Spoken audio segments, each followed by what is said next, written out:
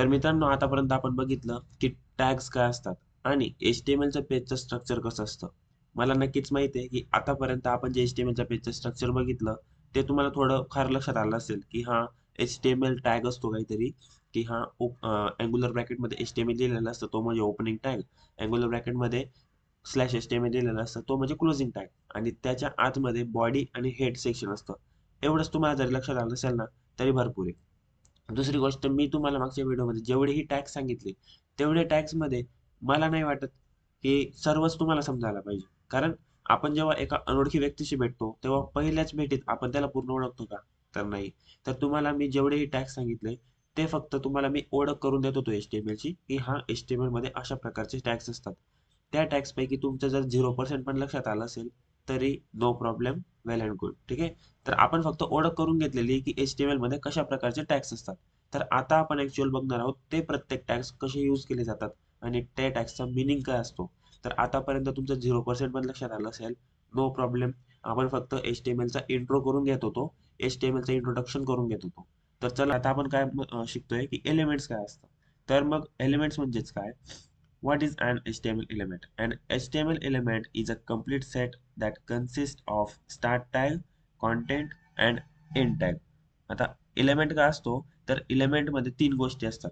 काय असतं? Start tag असतो. स्टार्ट टॅग कुठला म्हणता येईल आपल्याला? तर हा जो H1 टॅग आहे इथं अँग्युलर ब्रॅकेट मध्ये लिहिलेला, तर हा आहे स्टार्टिंग टॅग. त्यानंतर म्हणता आहे कॉन्टेंट. तर कॉन्टेंट काय असतं? तर दोन टॅग्सच्या आत म्हणजे स्टार्टिंग टॅग आणि हा आहे एंडिंग टॅग. तर ह्या दोन टॅग्सच्या आतमध्ये आपण जे काही लिहितो त्याला आपण म्हणतो कॉन्टेंट. तर एलिमेंट कसा फॉर्म होतो? तर स्टार्टिंग टॅग, एंडिंग टॅग आणि कॉन्टेंट हे जेव्हा एकत्र येतात या पद्धतीने, तर याला आपण म्हणू शकतो की एलिमेंट आहे. तर मग हा काय आहे? हा H1 टॅग म्हणजेच हेडिंगचा टॅग आहे. त्यामध्ये आपण कॉन्टेंट लिहिलं आहे. तर हा आहे आपला हेडिंग एलिमेंट जो आहे H1. तर या पद्धतीने आपण एलिमेंट्स डिफाईन करत असतो HTML मध्ये. जर तुम्हाला एलिमेंट्स कळलं असेल तर एलिमेंट्स दोन प्रकारचे असतात. एक सिंपल एलिमेंट्स असतात आणि दुसरे म्हणजे नेस्टेड एलिमेंट्स असतात. तर सिंपल एलिमेंट कशाला म्हणता येईल?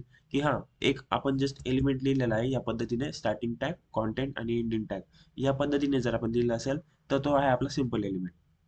तर नेस्टेड एलिमेंट्स म्हणजे काय? जर तुम्ही सी लँग्वेज शिकले असणार फर्स्ट इयर ऑफ कॉलेजमध्ये, तर तुम्हाला नेस्टेड इफ एल्स माहीत असेल किंवा नेस्टेड लूप्स माहीत असतील. तर म्हणजे काय? इफ एल्सच्या मध्ये अजून एक इफ एल्स असला तर त्याला आपण नेस्टेड म्हणत असतो. म्हणजे एकाच्या आत दुसरं त्याला आपण नेस्टेड म्हणतो. तर त्याच पद्धतीने HTML मध्ये देखील तेच असतं. आता बघा, आपण H1 टॅग बघितला होता बरोबर, तर हा आहे H1 चा ओपनिंग टॅग. तर H1 चा ओपनिंग टॅग असला तर क्लोजिंग टॅग पण असायला पाहिजे. तर H1 चा ओपनिंग टॅग आणि हा आहे H1 चा क्लोजिंग टॅग. तर याच्या आतमध्ये काय असतं? कॉन्टेंट असतं, जसं की आपण वरती पाहिलं. तर कॉन्टेंट असतं बरोबर, पण कॉन्टेंटच्या ऐवजी त्याच्या आतमध्ये आपण दुसरा एलिमेंट दिला. एलिमेंट म्हणजेच काय? परत ओपनिंग टॅग, क्लोजिंग टॅग, त्या आतमध्ये कॉन्टेंट. तर ओपनिंग टॅग, क्लोजिंग टॅग, त्या आतमध्ये अजून एक एलिमेंट असला तर त्याला आपण म्हणतो नेस्टेड एलिमेंट. तर इथे बी म्हणजे हा बोल्ड, बी म्हणजे बोल्ड टॅग असतो. तर हा जो बोल्ड टॅग आहे हा नेस्टेड टॅग आहे H1 टॅगला. बरोबर? आशा करतो कळलं असेल. त्यानंतर आता एलिमेंट्स असतात, नेस्टेड एलिमेंट्स असतात, याबद्दल वाद नाही. तर मग एम्प्टी एलिमेंट काय असतं?